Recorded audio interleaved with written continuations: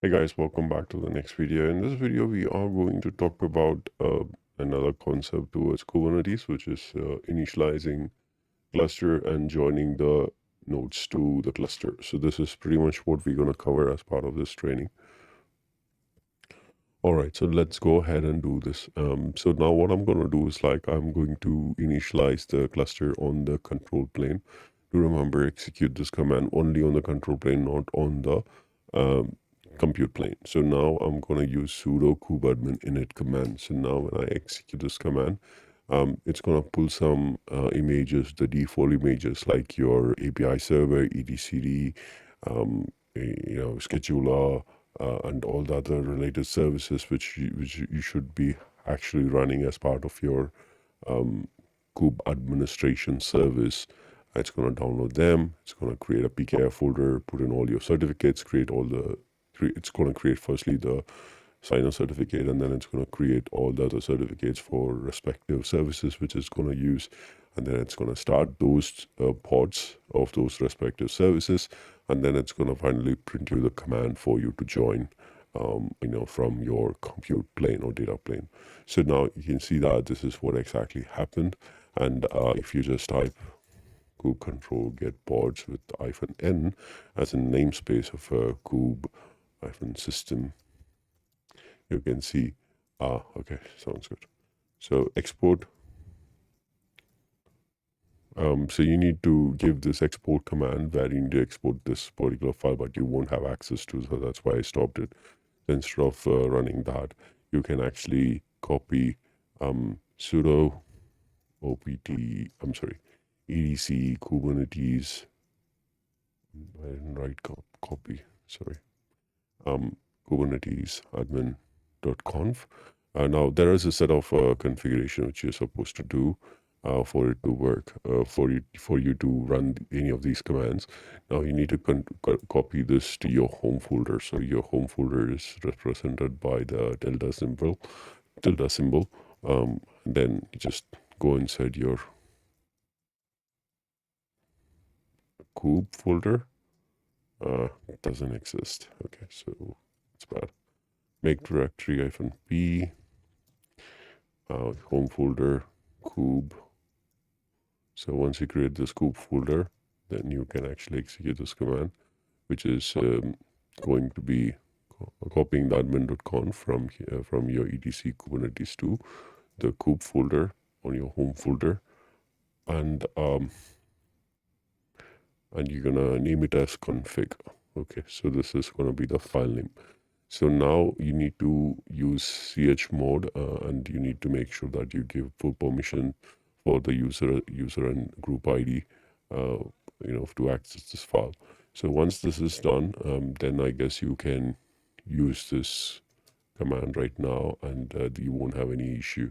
So right now, etcd API server controller, proxy schedulers all started and running. If you see that it is consistently getting restarted, so it will say over here the status restarting and ready 0, like that. If you kind of get that kind of exception, then you've not applied your container defix. So remember to apply the container defix, and that once you change that system D configuration to true, this is going to stabilize. So this is pretty much the first leg of this particular training. So we have completed the configuration in towards your master node. So this pending should be up and running in some time. So it will take some time for the core DNS to establish connection, because it is waiting for the network to have a proper network connection, because it needs to have a proper network to enable. So when we configure the network, this is going to eventually get to the running state. Okay, so don't worry about that at this moment. So let's go to the next leg of it, which is configuring the Weaver network, Weave network. Sorry, what we're gonna do on Weave network is that I'm gonna go with the same architecture. So firstly, we need to configure something called our security group, in which we are going to provision the port number allocation for a Weave network, so that your instances have the ability to allow the inbound port numbers from the communication from your control plane to your compute plane to control plane and control plane to compute plane. And port numbers are going to be very straightforward here this time. It's not going to be like more port numbers here and less port numbers. It's going to be the same port numbers everywhere. And there are only two. And do remember that the other one is UDP. Another one which is not mentioned by default is TCP. So you have to enable UDP as well for this communication. So let's open the EC2 console and go to security group over here. Once you're in the security group, as you can see, go to the control plane first. So this is a easy method to avoid confusion. So if you start with control plane, create two entries over here, one for custom UDP, one for custom TCP. In terms of custom UDP, given the port range, which is 6783 to 6784. Now here in this range, you can actually give the 173 range. So 172 range, 172.31.016. That's the one you can give. And here as well, the same range you can give over here as well. Now here in this range, we're going to give only port number for 6783. So that's the only port number required right now.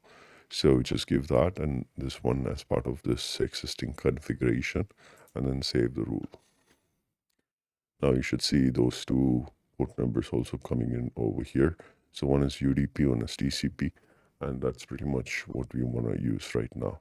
So let's go ahead and configure the other security group of your compute plane as well.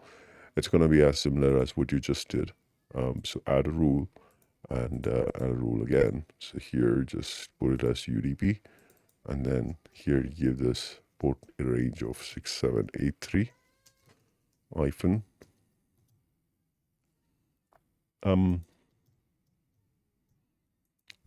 It's not allowing me to give hyphen. Just bear with me. 6783. Yeah, there you go. 6784. 6783 to 6784. I think that should be fair enough. And then here you can give the same IP address range over here, and then same range over here as well. And then here's 6783. Right. So this is pretty much what we want to configure on these two nodes as well. So this is completed, and you should be enabling this by saving this, and then go to your instance, and you should have all these happen in the background, so don't worry about it. So let's go ahead and apply this particular. So all you have to do is like create this file. So you have the URL. I've put it across in your document as well. So you can directly apply using kube control apply FNF with this particular wave work. Now this is alternative networking which we have seen. If you have seen in my virtual machine or the free server, there I would have used for null. But here I'm using this. I just want to show you a difference in terms of networking, but the background functionality is all the same. You never configured for null apart from the initialization of it. And same thing goes here as well. So we will initialize it, and then Kubernetes internally takes care of the networking part of it. So you really don't have to worry about the functionality or how the logics and everything else. Now this YAML file has these many items under it. Manifest, I mean, it has the service account, cluster roles, cluster role bindings, role-based authentication, role bindings, and then daemon set. So that basically applies to all this. So if I'm going to run the scope system again, you can see View network is created, and the moment the network is created, you can see that the core DNS is also set it up and running. Now it was just waiting for the network to be set it up before it went from pending to running state. Now the moment the network is ready, it started to do that. And do remember, this is a daemon set, which means that this is going to be deployed across all these hosts as well. So if I run this kube get pods in the remote servers, you will also see it. But as of now, the cluster is not initialized. There's no clustering in the server or in the server. So we first have to join the nodes. So how do I join the nodes? Now, firstly, we can print the command because we missed the output. I still have it, but I don't have to worry about it. We can use kubeadmin token create print join token, and then you can print the token, and then you can basically copy that token and paste it on both the nodes, and then you can actually enter that. So it is throwing up an error over here. It's saying error is privileged user. So obviously sudo. So same thing over here as well. Sudo, and you can see that pretty much it is completed.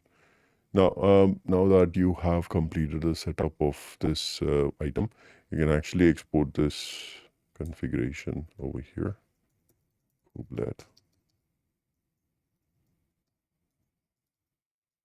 kubelet.conf here in this node level, and then do some kube control get nodes.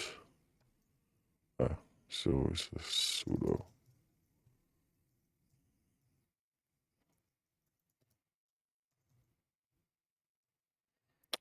Actually, you cannot do that because you're in the control compute plane, right? So, I mean, it's kind of useless. You cannot actually see much details from this one. Though we were using it in a different way because we were root user on our Linux server. So we were able to do it there. So it doesn't matter what you can do from this. But here itself, you got some clue that both these nodes are affiliated. How you get to know? One is the Weaver service was just one, or the pod for the Weaver was just one. But now you have three Weaver pod, Weave pod, which is for network. And previously you had proxy only once here, but you have three of them. And obviously there are pods distributed across these nodes as well. So this is one quick clue that, integration went on, and your port, the port definitions as part of your security group also worked fine. So here, if you give nodes, this is another proof that your control plane 1, 2, compute plane 1, 2, and the control plane is all together. So this is also the second sign to prove that, everything worked fine. So this is how you need to integrate it. Now you can go ahead and follow the training and complete the training with the use of AWS. You don't really have to use local server now anymore. Now you can use your AWS and with a combination of Ubuntu. And if you're planning to do the same thing on CentOS, follow the same instruction on the virtual server in terms of setting up this Kubernetes. But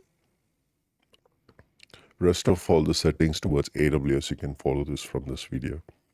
So that's pretty much what I want to talk to you about in this video or this AWS session.